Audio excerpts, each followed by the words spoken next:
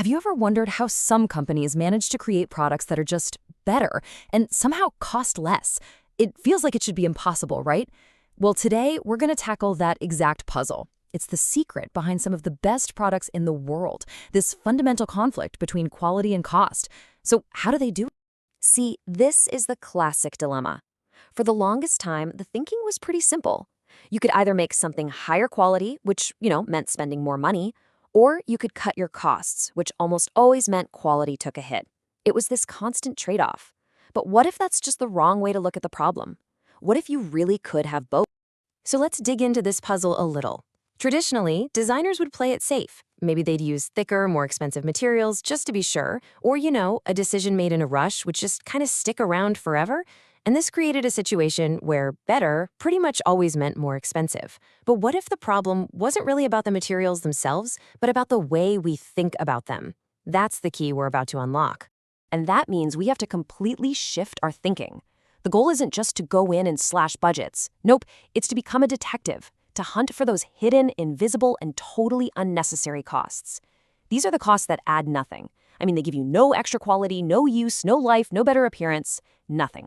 They're just waste. And if you can find them, you can get rid of them without hurting the product one bit. So how do we do that? Well, this brings us to our first really powerful tool for solving this puzzle: value engineering. And trust me, this isn't about making a few small tweaks here and there. It's a super creative, organized method for completely rethinking how a product does what it's supposed to do. Value engineering was actually born out of necessity. It all started back at General Electric during World War II when all sorts of materials were scarce. An engineer named L.D. Miles was given the job of finding substitutes, and what he found was incredible. A lot of the time, the substitutes didn't just cost less, they actually performed better. This discovery sparked a whole new way of thinking, which Miles himself called, quote, an organized creative approach for the efficient identification of unnecessary costs. Okay, and this is a really important distinction to make. Typical cost-cutting looks at a part and just asks, hey, can we make this specific thing cheaper? But value engineering, it's function-oriented. It asks a completely different question. What does this part do? And is there a better, cheaper way to get that same function done? See the difference? This approach protects quality because you're focused on the purpose, not just the price tag of some component. So how does it do that? Well, it gets to the heart of the matter by being super disciplined about defining function. It forces you to boil it down to its absolute simplest essence. Just two words: a verb and a noun. This little trick keeps you from getting lost in all the details and makes you focus on the core purpose. For instance, take a light bulb. What's its function? It's not glow brightly or illuminate a room. The most basic core function is simply this: emit light.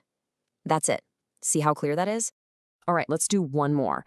A coffee cup. You could say its job is to contain coffee or prevent spills, but its most fundamental purpose is just to hold liquid. Thinking this way just opens up a whole world of creative possibilities that go way beyond just, making a cheaper ceramic cup. Now, this whole thing isn't just a bunch of random guesswork. Value engineering follows a really structured process, often called a job plan. You can think of it like a playbook, with clear steps that guide a team from a problem all the way to a high-value solution. You can basically boil that playbook down to 3 big stages. It starts with some deep analysis, then moves into some really wild creativity, and finally, it ends with a rock-solid business case. First is the information and function stage, where you get all the data and define those 2-word functions. Second, creation and evaluation. This is the fun part, the brainstorming, where you come up with every idea possible to perform the function, and then you filter them down. And finally, investigation and recommendation, where you really flesh out the best idea and build the case to get it approved. And this is where you see the magic happen. On the left, you've got the original design for a portable rack. Just look at all those individual parts, the screws, the washers, so complex to make, so complex to put together. Now look at the right. That's the new design after going through the VE process. It does the exact same thing, it holds stuff, but it is radically simpler with way fewer parts. This is where you get those huge cost savings without sacrificing any quality. It's not cheaper, it's just smarter. Okay, so you've done it. You've used value engineering to create this brilliant, high-value design. That's fantastic. But that's only half the battle, right? This question right here sets us up perfectly for the next critical piece of this puzzle. To make that brilliant design a reality consistently, we need something else. And that's where our second tool comes into the picture: quality assurance.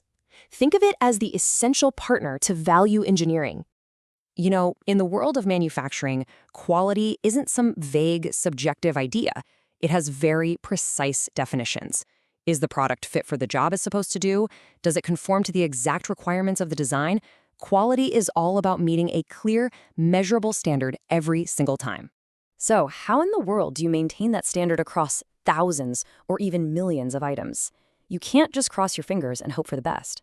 Quality assurance uses the power of data and statistics to give the manufacturing process a constant health check, monitoring it in real time so you can catch problems before they spiral out of control. The thing is, no two things are ever perfectly identical, right? There's always some tiny natural variation in any process. The key is to make sure that this natural little wobble is small and predictable. And as you can see here, the goal is to keep that wobble safely inside the acceptable limits, the specified tolerance for the product. A huge tool for this is the control chart. Honestly, you can think of it like an EKG for the production line. Here's how it works. You pull a small sample of products, say 5 soda cans off the line every hour, and you plot their average weight. That creates a chart that shows you the process's heartbeat. As long as those points are just bouncing around between the upper and lower control limits, you know the process is healthy and in control. But if a point suddenly jumps outside those lines, bam, that's an immediate red flag, an early warning to go investigate before you end up making a mountain of bad parts. So now we get to bring these two powerful ideas together. They aren't separate things. They're really two sides of the same coin, and they work in harmony to create truly excellent products. And here's the relationship in a nutshell. Value engineering is the architect. It creates the blueprint for a product that gives you maximum function for the minimum cost. Then, quality assurance is the guardian of that blueprint. It stands on the factory floor and makes absolutely sure that every single product that gets built matches the architect's brilliant vision. So the next time you pick up a product that you just love, something that works perfectly and feels great, remember, it probably wasn't a happy accident. It's the result of this really deliberate, disciplined process. First, it was engineered for value, stripping away every single hidden cost. And then it was guarded by a systematic approach to quality, making sure that value was delivered to you consistently. It's a powerful combination that leaves us with a final thought. Where else in our lives, beyond just manufacturing, could we apply this dual focus on elegant function and flawless execution?